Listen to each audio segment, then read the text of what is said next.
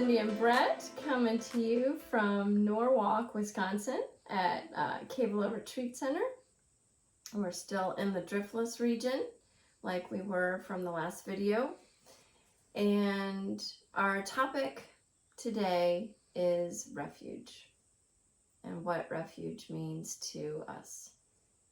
We picked the topic of refuge for our visit to Kevala Retreat Center because it's been a refuge for us for at least 15 years. We've been coming up here. When we used to live in Chicago, it was a quick 3-4 hour drive into the woods, and back then it was this 70 acres. It's a whole valley in central Wisconsin. There's a little creek running down the middle of it. It's an old apple orchard. There's apple trees in the fall and late summer. You just walk down the path and pick an apple and eat it. It's really just this magical, amazing place. And it was founded by a man named Santa Caro and his wife, Jo Marie, to be a Dhamma refuge. Dhamma being the Pali word for Dharma. So it's a place for people to just come and experience nature, to unplug and take refuge away from. And that to me, what refuge means is you're taking refuge away from something.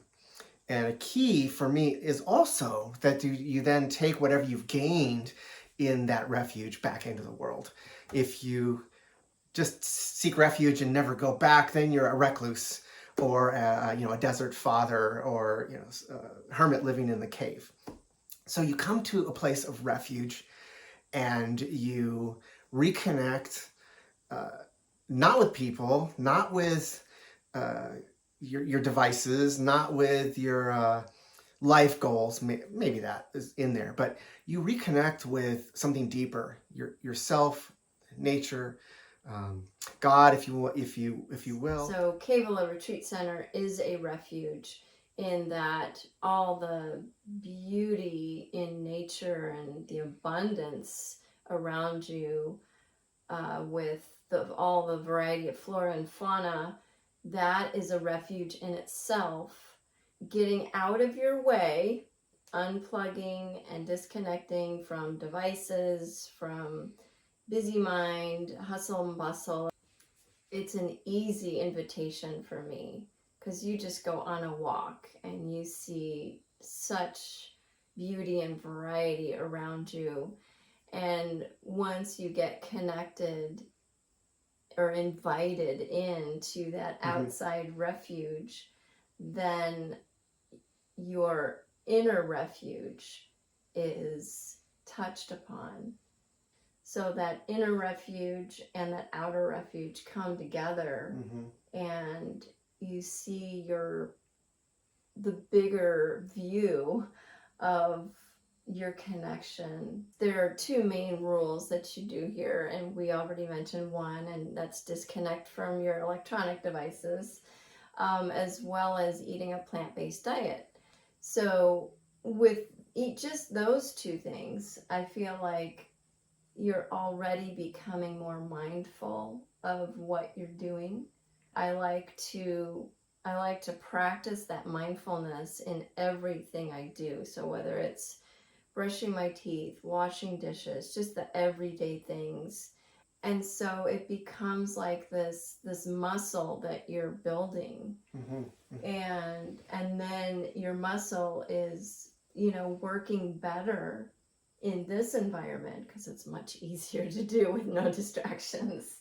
And then when you go back to your home, your workplace, it might become a little easier to do that because your muscle is already engaged. Yeah, that's why they call it like spiritual practice. Yeah. Because we come to this place of refuge to practice those techniques. And so that's why they've built this with some rules.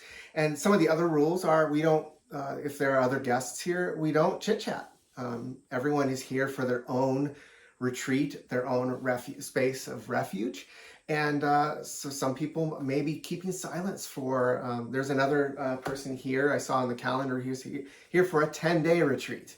So keeping silence for 10 days, a powerful spiritual practice.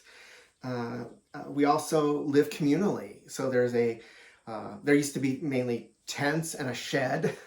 And now there's a big guest house with showers and a library and a communal kitchen.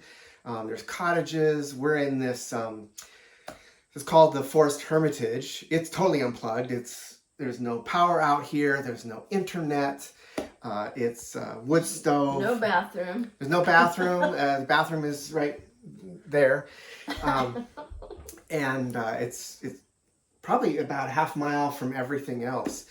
This has been our favorite spot since we started coming here. I remember one winter we were here and it was about 20 degrees below zero and we had the wood fire going.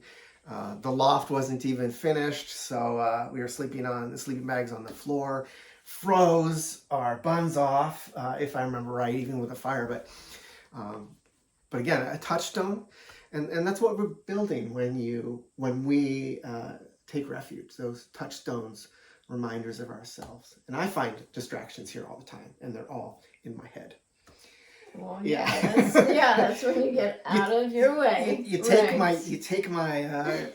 MacBook away, and now the distractions are emerge from the mind. We are very different in that way. So I have an easier way of disconnecting and just sitting.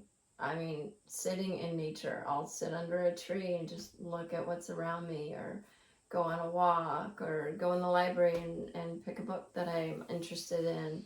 Yeah. And that's what part are you saying? of... No, I'm just saying that's part of the practice. Yeah.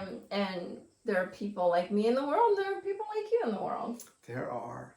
And so as you travel down the literal road of van life, or the road of your life, remember to take these moments, name them refuges.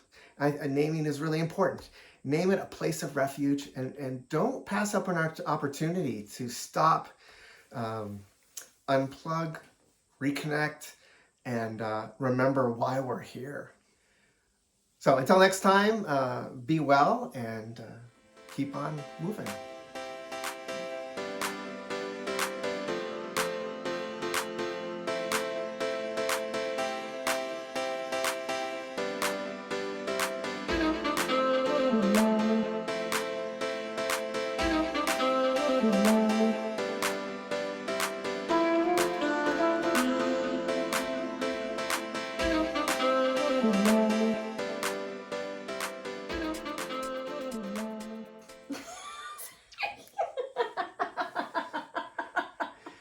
Go.